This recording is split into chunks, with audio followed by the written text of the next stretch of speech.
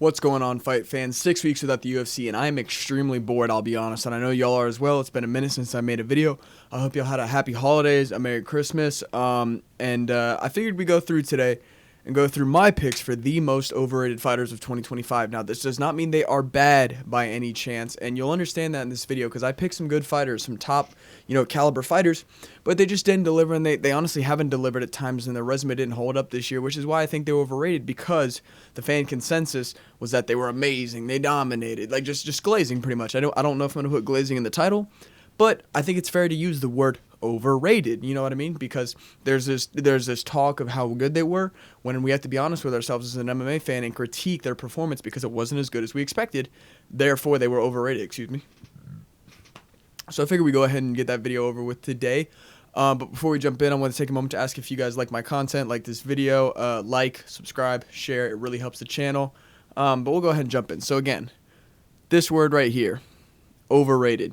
Who do you think of when you think of a UFC fighter in 2025 who was overrated? Now, I have a few we're going to go through today, and we'll start off strong with Khamzat Chimaev. I know y'all are going to hate this one. He's overrated. You could say this throughout, his recent career, but we're just going to talk 2025. In 2025, Khamzat has had one fight. When we look at that fight against DDP, it was a dominant performance in which he won the belt, set a record in strikes, and went to a decision with no finish. Now, it's very impressive to hold a man down. It's very impressive to hold Dricus du Plessis down 4 or 5 rounds and just not concede an inch. It is very impressive. But Khamzat was this killer, generational, almost submitted Usman, had a war with Burns, had crazy finish this time, some of the fastest back-to-back fights at one point. And then he had inactivity, then he had sickness, and we gave him credit for that. But when he showed up for the belt, this was a very boring performance. It was 25 minutes of lay and pray. I think I have it here. This was the entirety of the fight. And even if you're a Khamzat fan and you're saying I'm a casual and I don't enjoy wrestling, I'm a jiu-jitsu guy. I did wrestling in high school. I enjoy grappling. This was boring. Khamzat got great takedowns on Dricus du Plessis, but I think if you have the ability to take someone down and control them that well, you should have a submission in your back pocket. And it didn't seem like Khamzat really had one, or even went for one, because he knew that to go for a submission, you have to create space between you and your opponent to get the leverage to finish it, more often than not.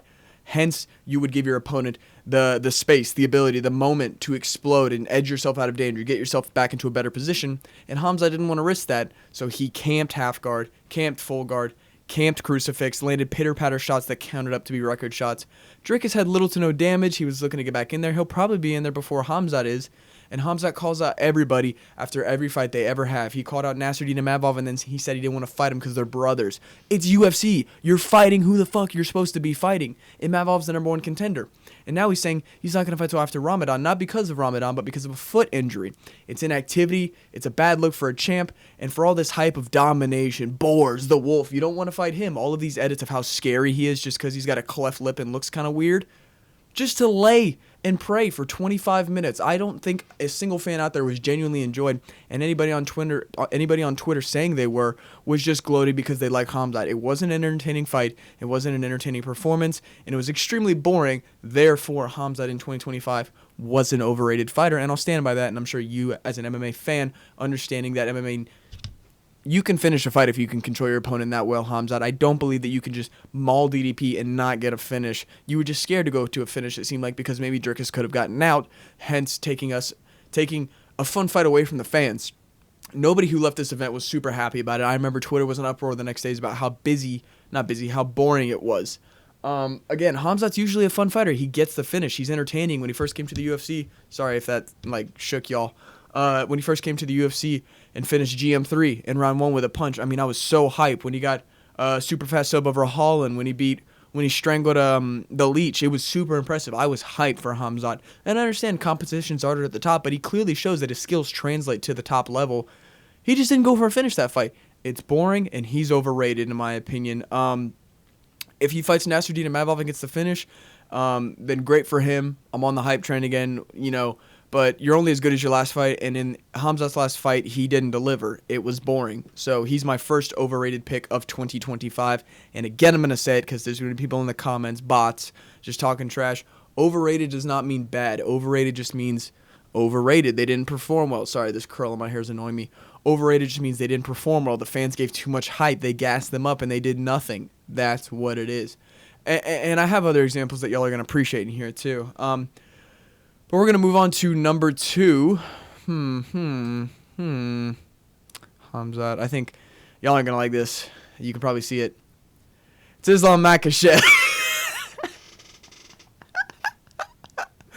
How can you say a 2-time champion is overrated? Islam is like the 155 GOAT. You know what I mean? Islam's the 155 GOAT. He's entertaining. He knocked out Charles. He knocked down Charles Oliveira, submitted him. He looked great. He's been a very exciting champ. He's finished Dan Hooker. He's finished Bobby Green. I understand these aren't the strongest of names. But in 2025, he did not deliver. Granted, we'll go to the beginning of the year. Him versus Arman Sarukian. That would have been a very fun fight. There's no fault of his on his own for how that fight went. But I can't give any credit to a Moicano win. Moicano was fighting Dariush. It wasn't even a number 1 contender matchup. It was just a Unk versus Unk matchup within the rankings. He got caught up on 1 day's notice. Looked like he had his shoulder already sticking out of place. Got taken down around 1 and arm triangle. It's not an impressive win. Entertaining, but people saying Islam domination. It's Moicano. I love fucking Moicano, but it's not impressive. You know what I mean? But this is where we move into what I'm talking about for the most part. This image, because I think as a fight fan, anybody who watched this was not entertained. Now, you can get onto JDM. He had the submission defense to not get subbed, but clearly he didn't have the get-up ability. Shout out Craig Jones, Octopus Guard 2.0. We'll get him next time. He didn't have the get-up ability to get out, but Makhachev, again, same thing as Khamzat, positional control without an attempt to finish. Now, Makhachev would maybe threaten a behind-the-head guillotine, maybe an Americana on the far side, a key lock. He would threaten things, but again, you threaten things to have the ref not go, hey, let's get some action. You do these things to look busy on the ground, and I'm sure he was going for things, but it was an overrated fight. It was an overrated performance. You see, it's not in the frame, but the guy who posted this had snooze emojis on the caption. This was a boring fight. This didn't deliver. We thought this was going to be either JDM sleeps him or Makhachev takes him down and subs him. If you would have told me when Makhachev beat Oliveira, this guy's going to fight JDM and just lay and pray and not be able to sub him, I would have been like, no way. Makhachev would probably sub him. And I understood I went with JDM to win this because JDM ended up looking really good against Bilal. But if you told me this back then, I would have thought Makhachev's ground game would have been light years ahead of JDM. But clearly it wasn't, because he's not going for the finish. He submitted Charles Oliveira because Oliveira was rocked to all hell from that hook. He submitted Moicano because it's Moicano. But in a world champion like JDM, he couldn't sub him. And I think he genuinely, same thing as Khamzat, didn't want to go for the sub because it would give that space to explode. JDM's really good with his knee lever escapes on bottom position, especially in half guard. But Makhachev would sit in camp half guard, lock down half guard. Sometimes he would transition to crucifix. They get in a little scramble like this that's on screen, and then he would revert back to half guard just to keep position. And I understand not wanting to go every time. You shouldn't be going every move 100% because then your opponent's going to know that every time you're going, you're committing, and they can use that to off balance you, reverse you, and whatnot. But throughout this entire fight, you can see at round 5, 3 minutes in, we're inside control again. There was no knockdown. There wasn't any crazy submission threat. JDM was really never in any huge trouble. Granted, he had that grimace on his face. He was probably dealing with underlying injuries. And it sucks because Islam just got Fight of the Year when I thought Merab was Fight of the Year, because Islam, again, had a not so credible but a not so weighted win over Moicano, and then a very lackluster performance against a guy like JDM, in which people who were predicting Islam Makhachev were predicting him to dominate him and finish him. Did he dominate him in the grappling? Yes. Did he finish him or really make an entertaining attempt to finish him or even grapple him? No. He got his opening, got him with the takedown, sat in half guard. And again, I'm a grappling guy. I understand this. I know what's happening in these fights, and I appreciate it for what it is. But as an MMA fan and throughout the whole overall fight, I felt like Makhachev was kind of being timid. He wasn't going for the finish as much as he definitely could have against a guy like JDM, especially when he was probably injured in the later rounds, with the grimacing on his face in moments. And I expect a lot of Makhachev because I've watched Makhachev throughout his career finish guys with ease. Even in tough fights, he's gotten the finish, and again, people are going to call me such a casual for calling a 2-time champion. I'll give you a statistic here. I want to say in round 5, there was single-digit, if not any significant strikes thrown on the side of Makhachev, as well as JDM, but because Makhachev got the takedown for 5 minutes and held him there. As well as this was the only time that a champion won a second belt, a weight division, up or down, respectfully, that wasn't via finish. Can you imagine that? Amanda Nunes went up, got the finish. Alex Pereira went up, got the finish. I mean, people get the finish. GSP went up, choked out Michael Bisping. Ilia Topuria went up. Now, I can keep going. The list goes on and on and on and on. Henry Cejudo. I mean, and Makhachev couldn't do it. Makhachev, arguably the GOAT of 55, if not the UFC, couldn't do it against not the greatest welterweight of all time, not a Kamaru Usman like he wants now, even though he's out of his prime, not a GSP, against a JDM. And I'm a huge fan of JDM. I kind of am literally rocking his haircut right now. But I expect more out of Makhachev. Therefore, I have him as an overrated fighter of 2025. Online, there was a lot of glazing, a lot of talking about domination, destroyed him. And I don't think laying in half guard and just losing a grappling match is destroying his damage, destroying his blood, destroying his almost knocking somebody out or choking them within an inch of consciousness. And I didn't see any of that from Makhachev. So as an MMA fan, I'm disappointed in this performance. Therefore, I will say he had an overrated 2025. And I look forward to see what he does in 2026. He's talking about setting, record defenses on the belt. I'm excited if he can get the finish. I really want him to take on, I think Ian Gary's the most rightful contender, but he's trying to cherry pick that Usman matchup. So we'll deal with that when we get there. But I stand on business, and if you don't agree with me, it is what it is. But if you hear my points out, I truly think you can understand where I'm coming from with a level take that Islam Makhachev was an overrated fighter of 2025, and I don't think he deserved Fighter of the Year. I think it was Merab, the caliber of opponent he beat, the method he beat them, the activity he had. Yeah, that's where I'll go with this. And then we'll move on to someone that I also think y'all agree with me on, but it's a little bit unfortunate, the situation. It's Tom Aspinall. Now, Tommy Aspinall just literally said this today. I didn't really feel like making a whole video on it, but I guess this tweet kind of brings it up. He said he needs double eye surgeries, and then you have absolute mush brain idiots like this guy. Bro is really getting completely unnecessary surgeries to convince people that didn't quit versus gone. We've lost the plot. MMA fans might share a chromosome. We're all retards, apparently. Regardless, Tom Aspinall had an overrated and disappointing 2025 after being stalled out by John Jones, the fake steroid-abusing, wife-beating goat that people think he is. He had his fight with Cyril Gane, and through no fault of his own, that fight ended early. And if you blame Tom Aspinall for that fight ending early, you're a fucking idiot, and you don't deserve to watch this entertaining sport that we have because you can't have an objective opinion with critical thinking with that fucking brain you have inside your thick skull. Because getting double poked in the eyes, granted some people have handled eye pokes better, but you're not Tom Aspinall. You don't know his situation. I don't think he was looking for a way out. It was round 1. He's been wanting to get back into the ring for over a year because of John Jones and a detrimental eye poke with his belt on the line, his pay-per-view points on the line, his legacy on the line, and he can't see. Why would you continue fighting? You're an idiot if you critique him for that.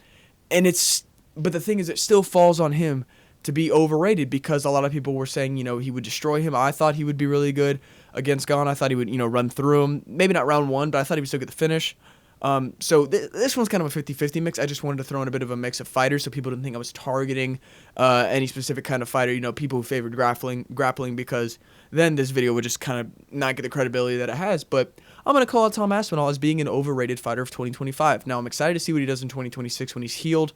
I think they're looking at making an interim Gane versus Pereira. Maybe they'll just wait it out for Gane Aspinall too. I don't even think Gane should get a title shot. That was his 3rd one, and he fouled out of it. It is what it is. But if they don't do Pereira versus Olberg and they make Olberg take one more fight, they're probably going to do Pereira versus Gane for an interim title. I'm okay with that. But Tom Aspinall, a bit overrated. We thought he was going to come in and destroy Gane for the most part, and he was having a tough night against Gane in the first round. It was close in the strikes. I'm not going to say he was getting dominated. He got jabbed good once or twice, and it caused a nosebleed. Who knew getting punched in the nose caused the nosebleed? So, yeah, just a bit of a disappointing year from Tom Aspinall. I really look forward to see him back in the cage, look better. I want him to get that win over Gane. I don't think Gane deserves a win after a performance like that. And he's a dirty fighter. We've been over this in the videos before this. But I had to chuck Tom Aspinall in there. It kind of hurts because it's really not through any fault of his own. But I have to be objective in my thinking here. If I'm going to call out Khamzat and Islam for their fight style, I'm going to call out Tom for maybe not delivering the way that we thought he would either. So Tom Aspinall, Jesus, sorry, I got this new mic thing and it's kind of lower. You see I got this little mic block so you don't hear as much as my breathing, and I'm smacking the hell out of it. Apologies if that like punched your mic. So yeah, Tom Aspinall. We move on to the fourth and final guy. There wasn't a lot of overrated fighters this year, I'll be honest. I tried to keep pretty relevant names in the mix, people who did a lot of things this year. I'm not going to be like, oh, this upcoming prospect, overrated, like Peyton Talbot. Like, that's just not a genuine argument. I want to argue people who got an insane amount of glaze, hype, fan base on Twitter and Instagram and YouTube and whatnot that honestly didn't deserve it. So I'll go ahead and move into our fourth and final pick of this video. It's Magomed Ankalaev. It's a bit tough because we know Ali tweets out for most of his fighters and makes them look like absolute pretentious pricks at times. But after his boring decision over a sick Pereira in the beginning of this year, Magomed Ankalaev went on a tour on Twitter of just calling out Pereira for his excuses, had the Dagestani fan base behind him doing the same thing. Every Pereira comment section was just gifs after gifs after gifs. It was disgusting. It was annoying because it was a really boring decision. Ankalaev went 0 for 11 on takedowns. Granted, he did tag Pereira pretty well that one moment. But it was a boring fight, and Pereira genuinely was sick. He came, you saw him coughing at the end of the fight. And it was so satisfying to see Pereira prove that true in the rematch when he came in good and he knocked out Magomed Ankalaev with ease in round one and saw the cope of the Dagestani fan base. Magomed Ankalaev's manager talking about his ribs hurt. I don't know your ribs hurt and can get your chin knocked out. Make it make sense, you cylindrical Pringles head-shaped bald fuck.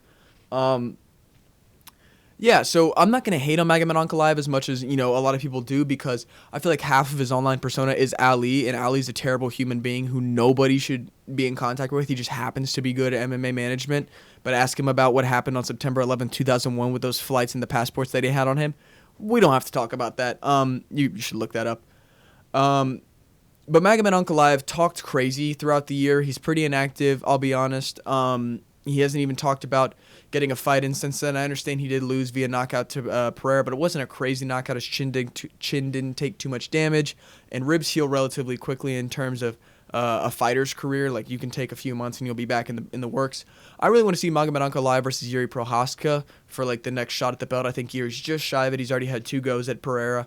But he's looked good in recent fights, but he's also had struggles against Khalil. So I want to see them kind of go at it and see who's improved, who's really better, because that's one of the biggest matchups we haven't seen at 205. But again, Magomed Ankalaev, honestly kind of overrated after the Pereira win. There was a whole fan base behind him. They were talking about how Magomed would finish him in the rematch. I think he said himself he would finish Pereira in the rematch, and you couldn't even finish a takedown on Pereira in the first fight. So methinks not. You got slept in round 1. It was hilarious. You got hit with a right and immediately curled up in a ball on the ground. Let me dial this back again. No hate to Magomed. I think it's just multiplied by Ali's behavior on social media. But an overrated year for Magomed Ankalaev. Obviously, he's a mainstay in the top 5 at 205. He does have entertaining fights. Him versus Rakic was a bit dull, but him versus Walker was fun. I'd love to see him versus maybe a Jamal Hill, him versus Yuri Prochazka, him versus a Khalil, because he calls Khalil out and makes fun of him for crying. So I think it's about time that Magomed Ankalaev proved all of his talk, and I don't think a boring decision win over Pereira at the beginning of this year, a sick Pereira, is enough to prove that, as well as his manager talking about a trilogy. You had a boring decision that you almost lost, arguably, and then you got slept out cold. Why would there be a trilogy? You're not a defending champ. You didn't have any titles defended. Back of the line. But I'm going to go ahead and wrap up the video here. Again, I know this was short. It's not the strongest content idea. The 6 weeks, I don't want to, just churn out slop for y'all. I want to try to put some thought behind these videos, but the 6 weeks have been killing me because there's nothing on social media in terms of the MMA community. I just saw Anthony Joshua got into a car accident, so prayers to him and rest in peace to his strength coach and I think his nutritionist or someone like that. I hope he gets better, but sticking to MMA content, there's not a lot going on. We don't have another Bryce Mitchell controversy. We don't really have any updates in the Taporia case. Yeah.